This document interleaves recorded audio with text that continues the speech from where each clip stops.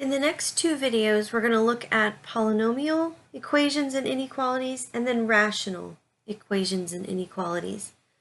In this video, we're going to focus more on the polynomials. So I want to show you how to solve an inequality. It is related to solving the equation, so we're going to integrate that as well. And we're going to be using the graphing method. This is usually called the X-Intercept method. So the X-intercepts are going to be really key points for solving the inequality, because those are the points where the polynomial is equal to 0. And the points where the graph is above the x-axis is going to show us where it's greater than 0. Parts where the graph is below the x-axis is going to show us where the polynomial is less than 0. And so the x-intercepts are kind of the divide up those sections where the graph is above and where it's below. So let's start with this example from your book. It's first asking us to solve the equation where p of x equals 0. So let's put in p of x, this is like the y, let's make that 0.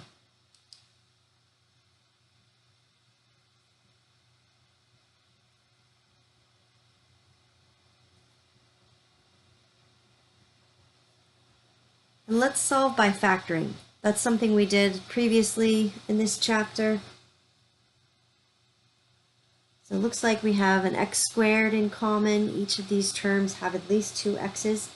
And I'd like for the beginning of my polynomial to be positive. So I'm going to factor out a negative x squared. That's going to leave me with x squared. Sign's going to change. So minus 2x minus 8. And then I can factor that as well.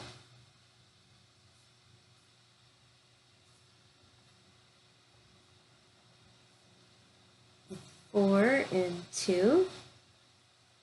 And I want to have a negative 2 in the middle, so I want the 4 to be negative and the 2 to be positive. Factoring it is also going to allow us to know a lot about the graph, so that should be helpful as well. If I set each of these parts equal to 0, including the x squared, I'm going to get 3 x-intercepts. I'm going to get x equals 0, x equals 4, and x equals negative 2. Okay, so I've solved part A. These are the x-intercepts of the graph, or the zeros is what we have been calling them. Now let's make a sketch of this graph. So maybe off to the side we should note a couple of things. I'm not going to write out everything that we wrote out when we graphed polynomials, but let's at least pencil in the end behavior of this graph. Notice the dominating term.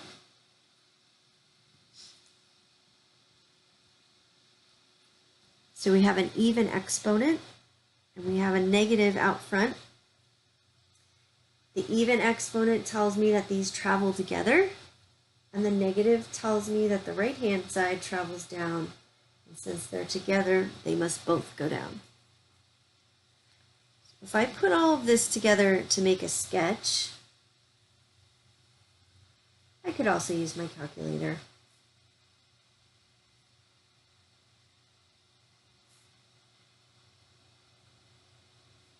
Here are the zeros. Here's my end behavior. Then I need to factor in the multiplicity. I'm going to go from left to right. So negative 2 came from x plus 2. That happened one time, so it's going to cross over. 0 came from x squared, which is a multiplicity of 2. So it's just going to bounce back and at 0. And then 4 came from x minus 4, which happened once. So it's going to cross over. So I'm really focused on the graph shape because I want to use that to help me answer the polynomial inequalities below. All right, so part B of this question asks, where is this polynomial greater than or equal to 0? it's equal to 0 on the x-intercepts. Those are the points that we found in part A. So we know because of the equals bar, those 3 points are going to be included. Greater than 0 means we're looking for pieces of the graph that are above the x-axis. I'll use red to highlight those parts. Right, so this would be above the x-axis, and this would be above the x-axis. Okay, and I want to include these points here, here, and here. Since 0 is included, and I'm starting with -2, I'm above.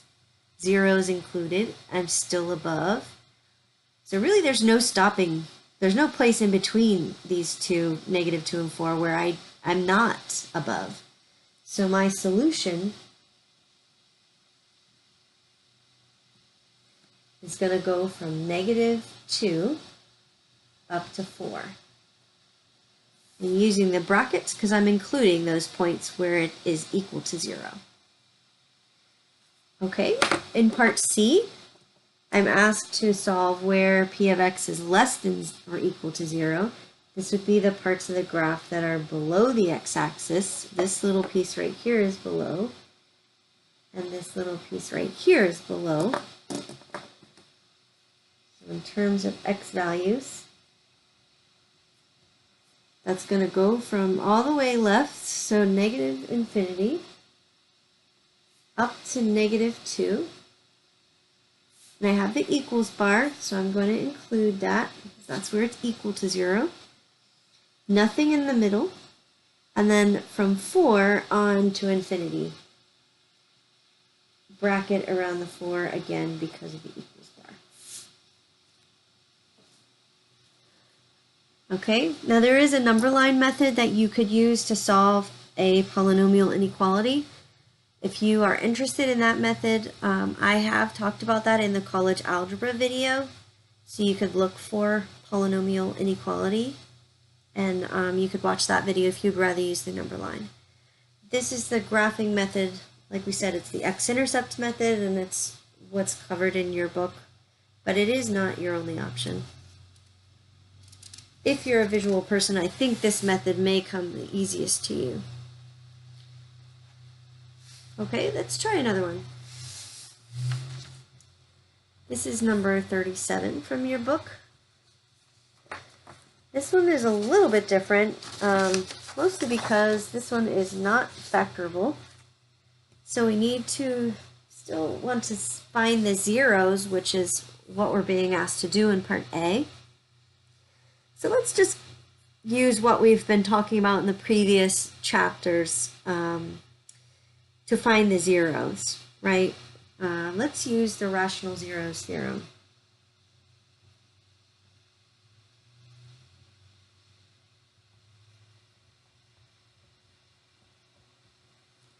So the rational zeros theorem says that P divides evenly into the constant term. So it's some factor of 8, like 1, 2, 4, or 8. And Q is a number that divides evenly into the leading coefficient, which in this case is just a 1. So if I list all of those out, all the possibilities, a factor of 8 over 1, I'm going to get plus or minus 1, plus or minus 2, plus or minus 4, and plus or minus 8. And then I could use synthetic division to check to see if any of these 8 possibilities was a 0. Okay, so we're going to just start with 1 and check 1. You could use some other logic to help you think about what you would want to check first. But 1's pretty easy to do the synthetic division for, so it's usually a good first step. So I'm going to do the synthetic division. I've got my coefficients. I'm going to bring down the 1. I'm going to multiply, and then add, multiply, and then add, multiply. This is looking good. All right. right, and I got lucky and found a 0.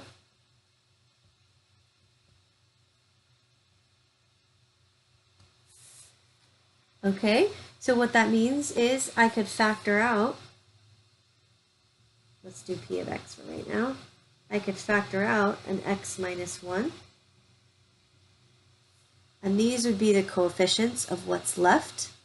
I'm gone down by 1 power of x. So I was at x cubed, so this is the coefficient for x squared, the coefficient for x, and the constant. And I'm really hoping that this is factorable.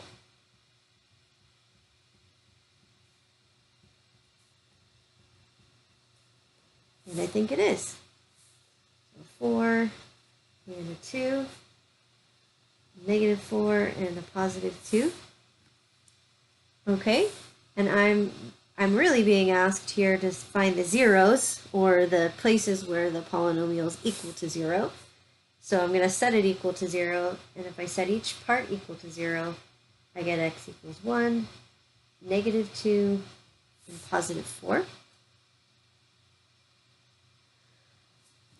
Now I would like to sketch the graph of this to help me solve the inequalities. Just like before, I'm not going to write out all the details, but maybe it would be good to include the end behavior.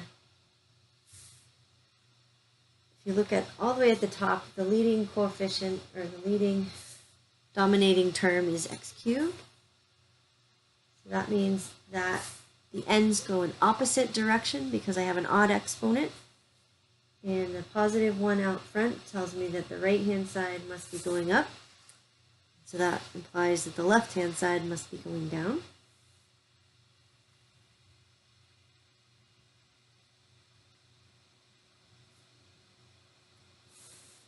So I could plot my zeros, or my x-intercepts that I just found, 1,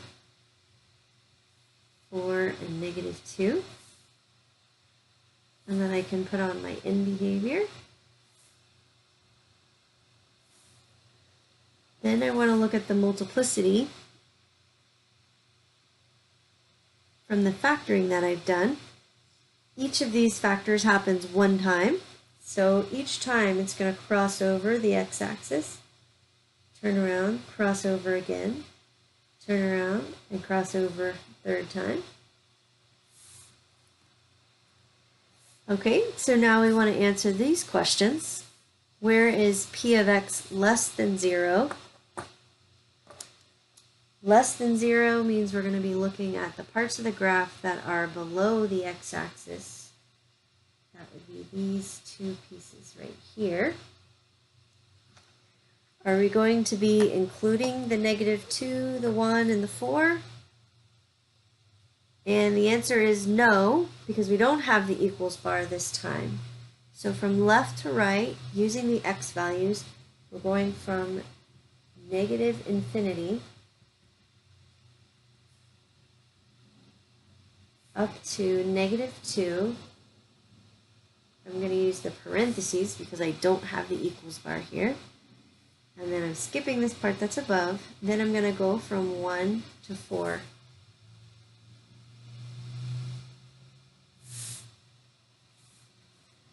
Okay, for part C, I'm looking for where p of x is greater than 0. So above the x-axis, it should be this piece and this piece. Again, using the x values and interval notation, I'm going from negative 2 to 1, and then from 4 to infinity.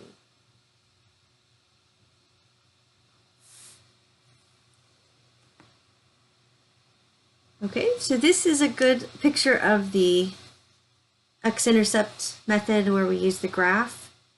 Like I said, I've done all these by hand because we've been practicing what the curves look like in their shape. But you are welcome to use the calculator to help you do this as well. All right, also in this chapter is some information about how to find all the complex solutions to an equation that looks like x to some power equal to a number. If we solve by factoring, we can get all the possible solutions. If we use the root method, we're only going to get the real solutions. And so I wanted to show you what that looks like. Okay, so I have picked two examples from your book, one that has an even exponent, one that has an odd exponent, just so you can see them both. The first one, we have x to the fourth equals 81. So if we want to solve this by factoring, we're going to move the 81 over to the left-hand side.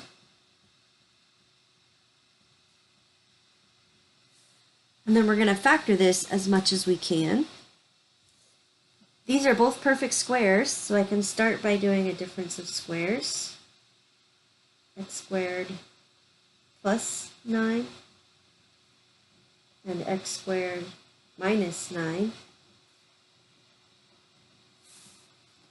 Okay, x squared minus 9 is also a difference of squares. So let me go ahead and put that in.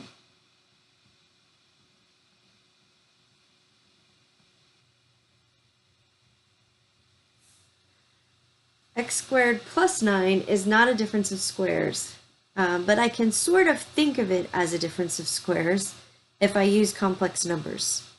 So just to make it super clear on how we got from here to what we're going to write next underneath, off to the side, let me show you what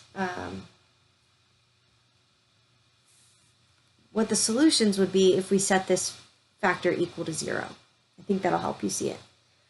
So if I set this to 0, I would subtract the 9 over to the right-hand side.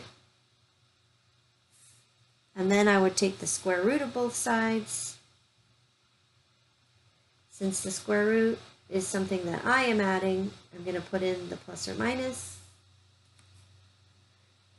And I get a complex number. I get plus or minus 3i. Okay, so each of these come from a factor. So I'm kind of thinking backwards just to help you see how this works. But I can factor this. I can't factor it in the real number system, but I can factor it in the complex number system. So I can get x minus 3i, which if I set it equal to 0, would give me the positive 3i I see over here.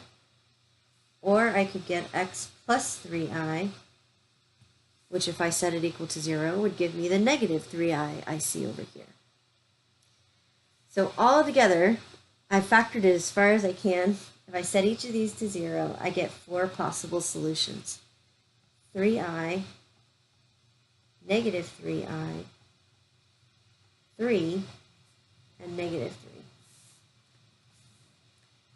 And because I started with x raised to the 4th power, I know that there are 4 possible zeros for the function that looks like this. Right? And in this case, 2 of them happen to be real numbers, and 2 of them happen to be complex numbers.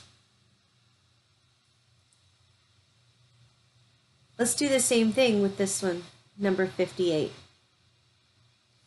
We can solve by factoring. In this problem, we have the sum of 2 cubes. You remember how to factor a sum of cubes? Let me write that off to the side.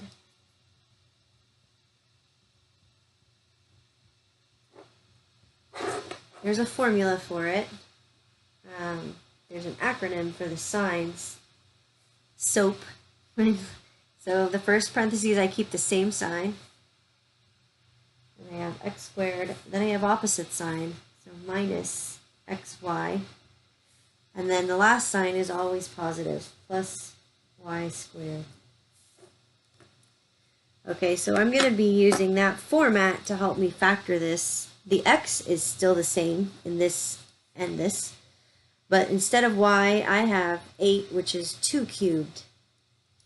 So when I factor it, I'm going to have x plus 2,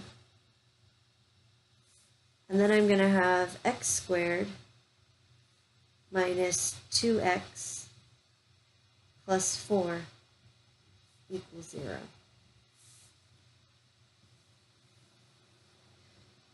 So this is going to allow me to get the 3 possible complex answers, right?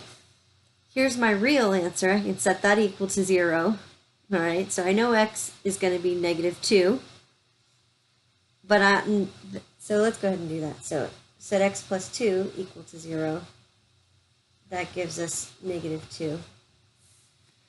Now let's set x squared minus 2x plus 4 equals 0. When you factor with a sum or difference of cubes, very often this quadratic that remains is not factorable.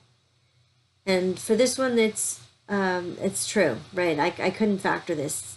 I could try, but it's not going to work out. So the only way really I could solve this would be either by completing the square or the quadratic formula, whichever is your choice. I'm going to use the quadratic formula, but if you like completing the square, you can do it that way as well. So if I put this into the quadratic formula, I have the opposite of b, which would be 2, plus or minus the square root of b squared, so -2 squared, minus 4 times a, which is 1, times 4, all over 2a.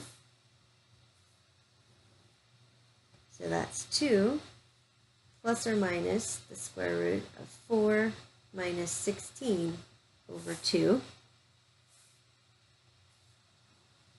That's 2 plus or minus the square root of -12 over 2.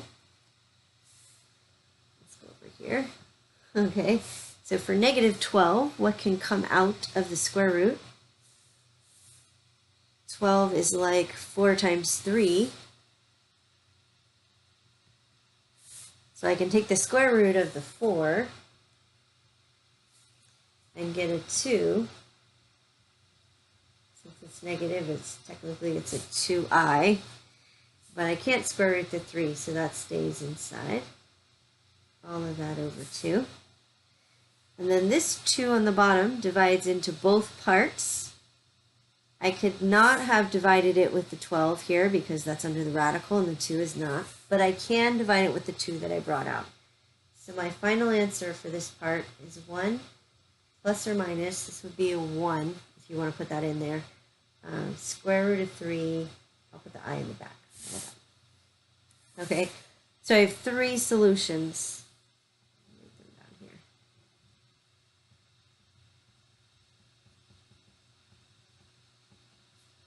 X is -2, 1 plus the square root of 3i, and 1 minus the square root of 3i. So since this is x cubed, the most number of solutions we could get is 3. If some were repeated, then it might be less, but that's not the case here. I got 1 real solution and 2 complex number solutions. Okay, well I hope this gave you a good look at polynomial functions, equations, and inequalities. I hope it gave you a good idea of how to solve these. Have a good day today. We'll see you in the next video.